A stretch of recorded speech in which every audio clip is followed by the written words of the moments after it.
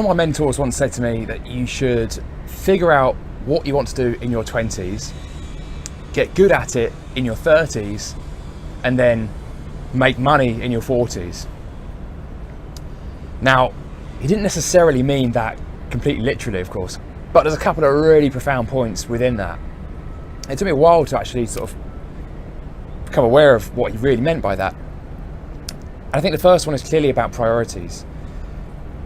Life should be navigated in that order. Figure out what you want to do, then get good at it, and then make money. Many people choose to do it the other way around.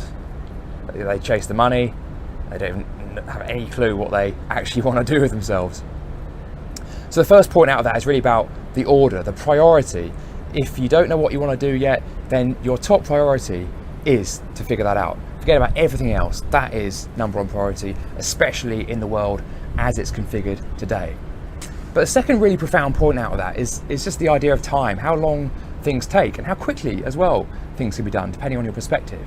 I mean, how long is 10 years to figure out what you want to do?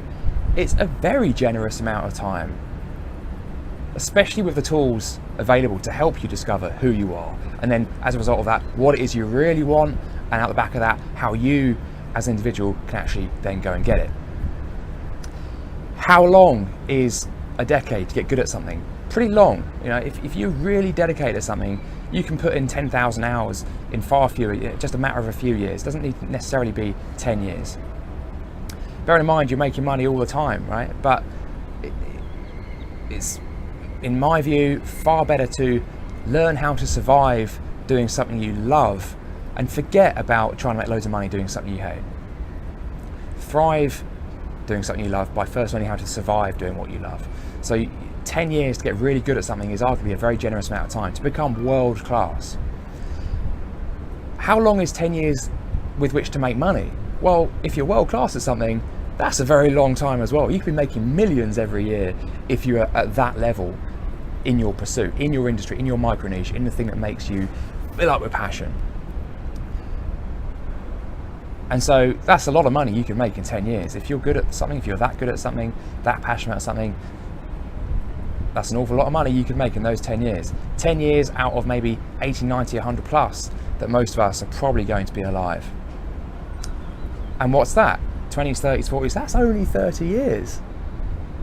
And this is working steadily, carefully, taking our time, applying the art of direction, focusing on the right things. What's 30 years, guys? That's less than half of our lives, hopefully, for most of us.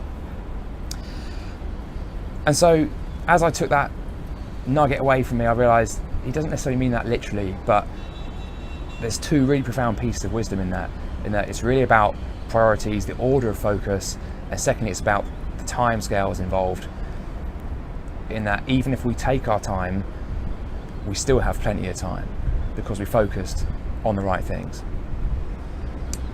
And so as I turn 30 in exactly 2 months from today, it's a really profound time for me to be thinking about this, very pertinent time.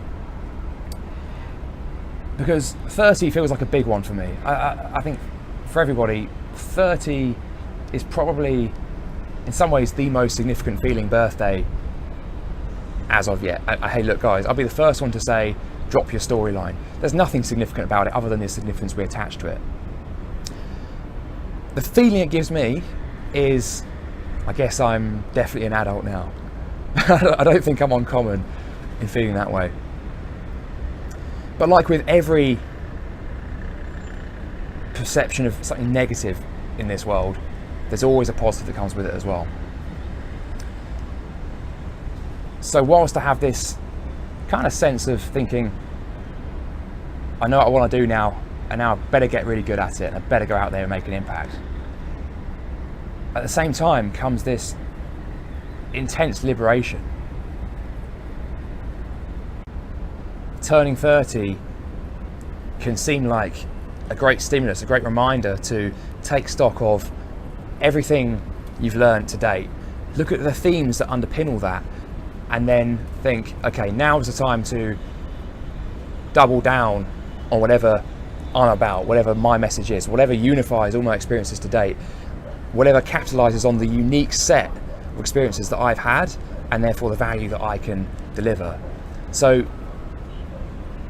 whilst on one hand it might feel like, okay, I guess no more playing around, on the other hand, by the same token, you think, I actually don't need to do any more of that stuff. Now is when the fun starts in many ways. So a number of messages there, guys. I hope that piece of wisdom from my mentor is helpful to you. I hope you find your own